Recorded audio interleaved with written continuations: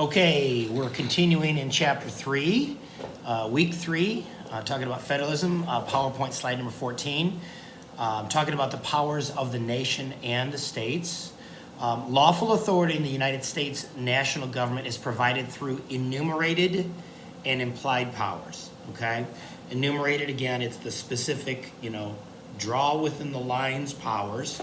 And then there are implied powers, and we'll get into this in a little bit here. But authority that is not granted to the national government is left or reserved to the states. Okay, states have reserved powers.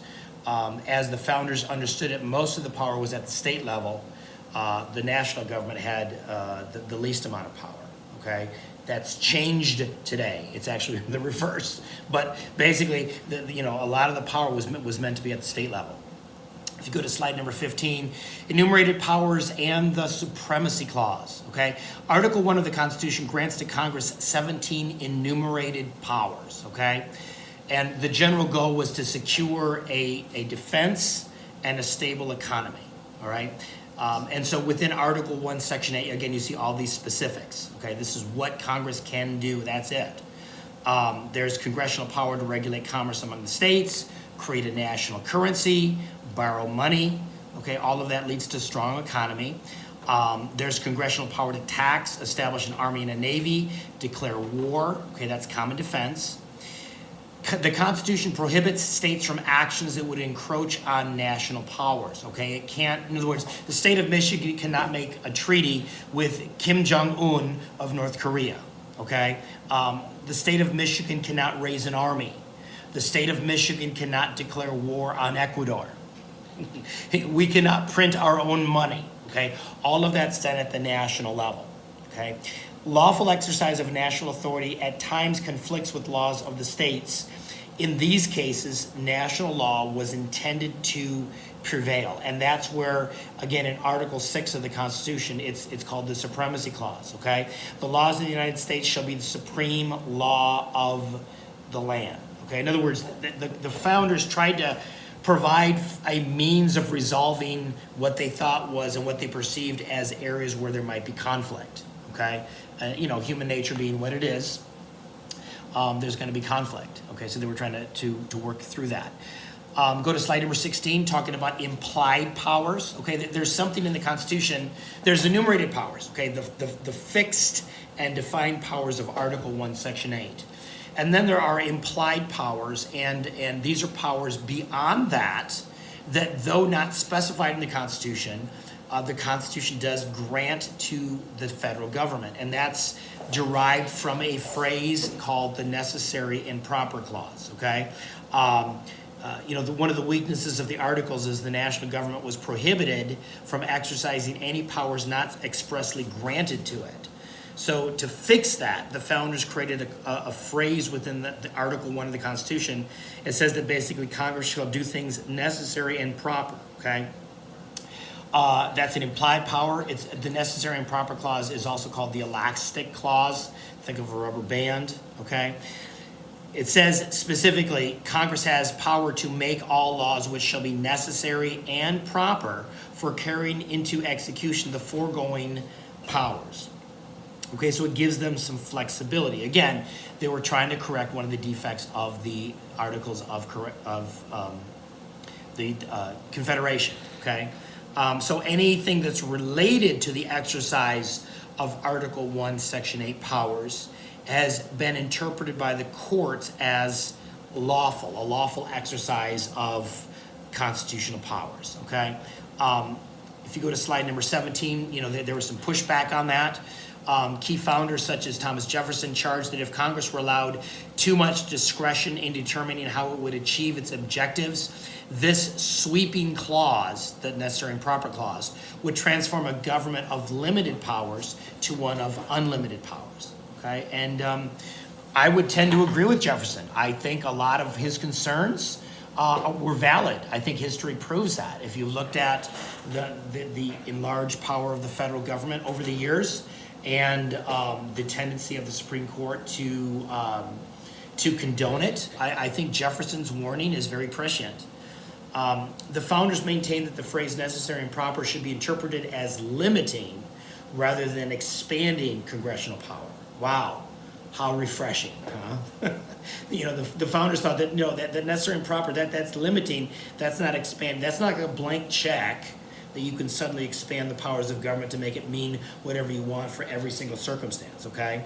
According to this view, again, the view of the founders, Congress could exercise implied powers only so far as the powers were essential in carrying out its enumerated powers. Okay, so there's a limitation on this. Okay, and what we're going to see is some Supreme Court decisions basically repudiated that. So one of the cases that did that was McCulloch versus Maryland in 1819, which we'll talk about. Okay.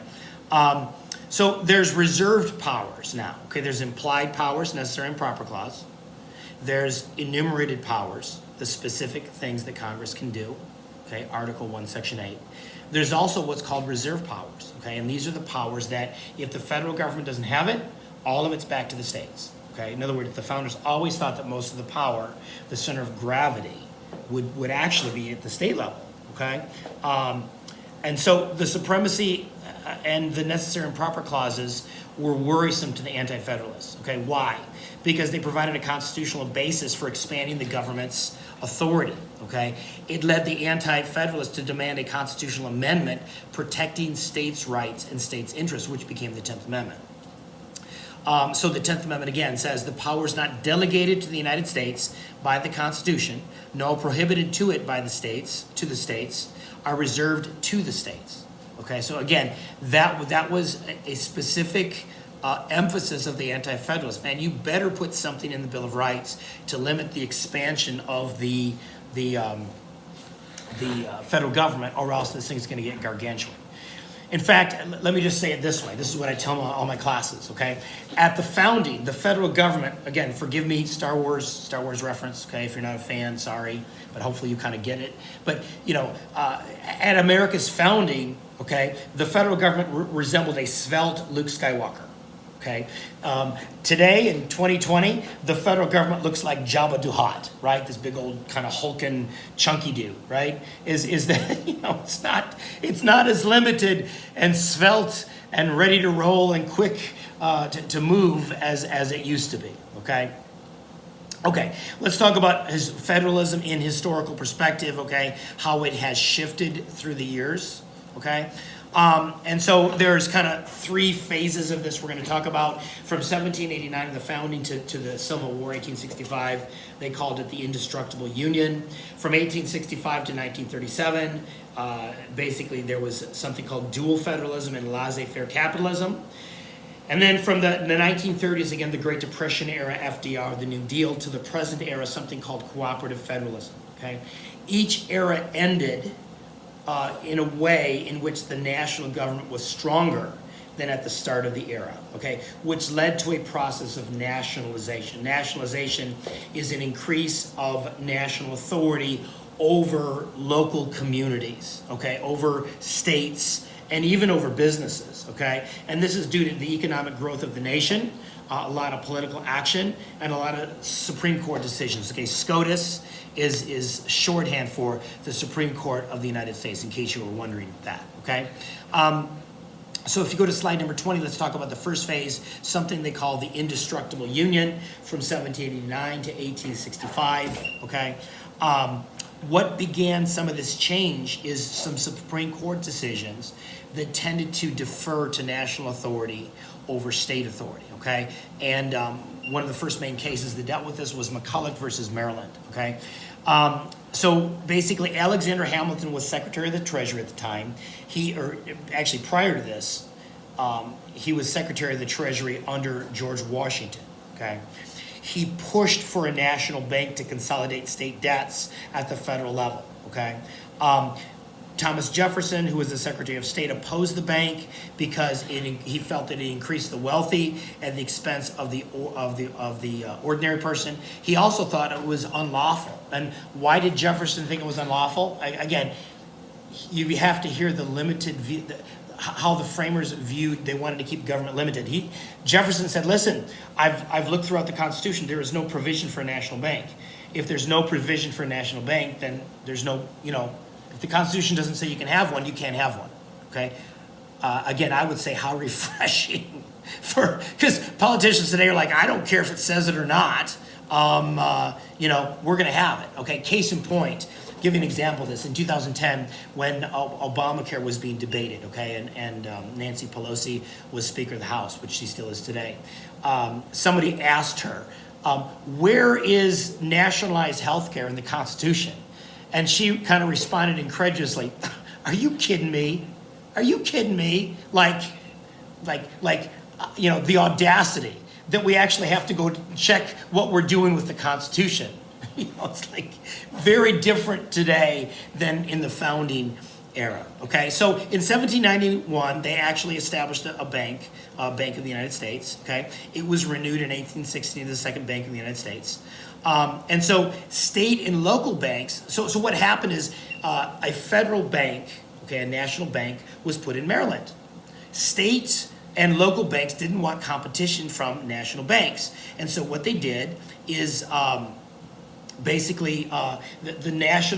Maryland taxed the national bank, okay? Because they're like, we don't want competition.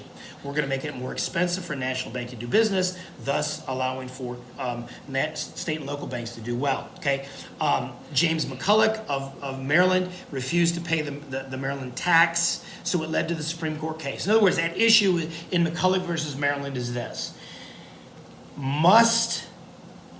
Can a state tax a national corporation, in this case, a national bank, okay? In this case, again, if you want to move to the next slide there, McCulloch versus Maryland, basically in this case, Chief Justice Marshall ruled in favor of the national authority, okay? He said that the implied powers, okay, think necessary and proper clause, the implied powers in the ruling, okay, a government with powers to tax, borrow money, regulate commerce, should surely be able to establish a bank to exercise these powers effectively, okay? So he felt that because of the necessary and proper clause, the implied powers in Article 1, Section 8, surely that gives the national government powers that it should not be able to be taxed by the state of Maryland, okay? He also took into account Article 6 of the Constitution, something called the Supremacy Clause, okay? It says that basically the Constitution is the supreme law of the land.